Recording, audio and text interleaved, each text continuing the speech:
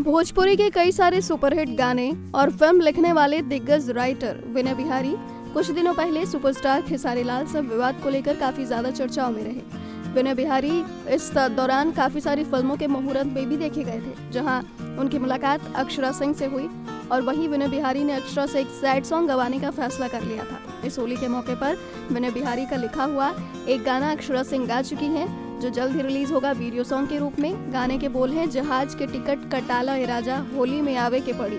इस गाने में अक्षरा सिंह के साथ आवाज दी है रितेश पांडे ने। रितेश पांडे के साथ इस बार अक्षरा सिंह के काफी सारे होली सॉन्ग रिलीज हो गए हैं। दोनों के स्ट्रीमिंग को दर्शक बहुत पसंद कर रहे हैं। दोनों की डुएट आवाज से बने गाने को भी दर्शकों ने बहुत प्यार दिया है। रितेश पांडे के अलावा हाल ही में राकेश मिश्रा के साथ भी अक्षरा सिंह ने एक गाना गाया था, जिसे दर्शकों ने काफी पसंद किया है। नेक्स्ट 9 न्यूज भोजपुरिया से ममता की रिपोर्ट।